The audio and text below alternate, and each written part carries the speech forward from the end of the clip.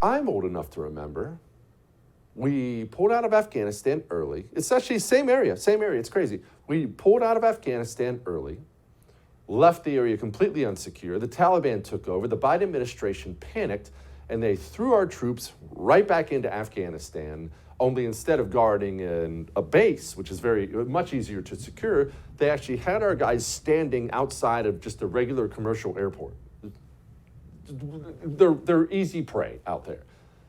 A suicide bomber approaches our guys, boop, boop, sets off the vest, 13 American warriors dead.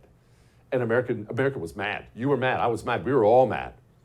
And the Biden administration quickly scrambled and called in a Reaper drone for a drone strike in response to this incident. And I remember we vaporized 10 completely innocent people with that drone strike. 7 of them were children. Children. Do yourself a favor and don't look on the internet at the pictures of the children we massacred with the Reaper drone.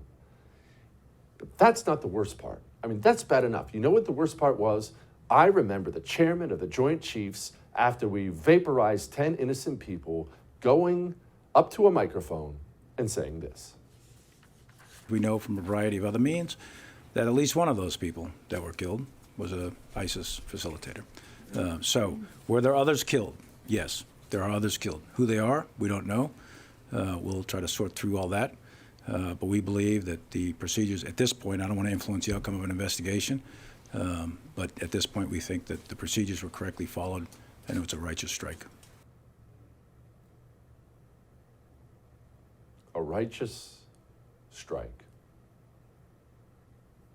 This administration vaporized 10 innocent people, and then the chairman of the Joint Chiefs got up in front of a microphone and called it a righteous strike. This administration, and I'm not naive. I understand all politicians lie to some extent, and I certainly understand all presidents lie. Republicans, Democrats, lying to some extent is part of the job.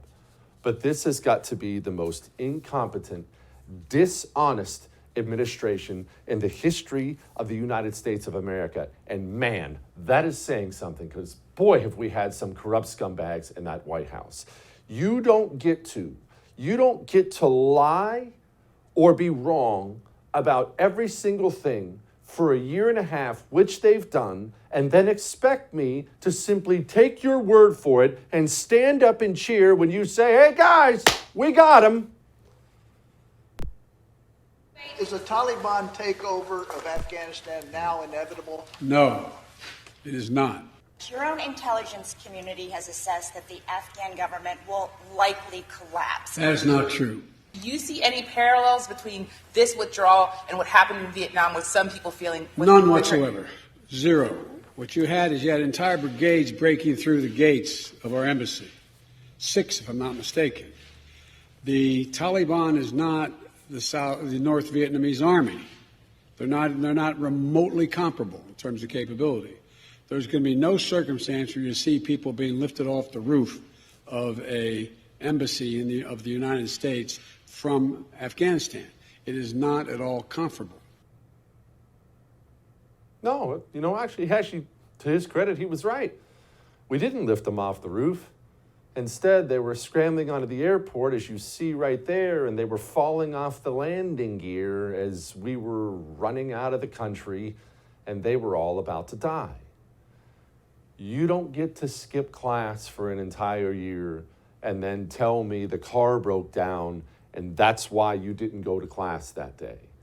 As President of the United States of America, you don't get to spend a year and a half lying about everything from drone strikes to vaccine effectiveness to everything else, and then get up and expect me to cheer or believe you when you say we took out a top terrorist. Maybe we did. I'm not saying we didn't. I have no idea. But I'm saying you'll forgive me if I'm going to need a lot more, and I do mean a lot more, than Grandpa Joe's word on it if we took out a terrorist, especially at a time when gas prices are high, inflation's through the roof, the border's wide open, Nancy Pelosi might be getting herself killed in Taiwan. I'm supposed to just take your word on it, Mr. Unpopular President? that you did the one thing that would boost your popularity? You honestly expect me just to take your word on it? Nope. I'll be holding out for independent fact checkers, if you can even find one anymore. I'll be waiting on picture verification. I want witness accounts.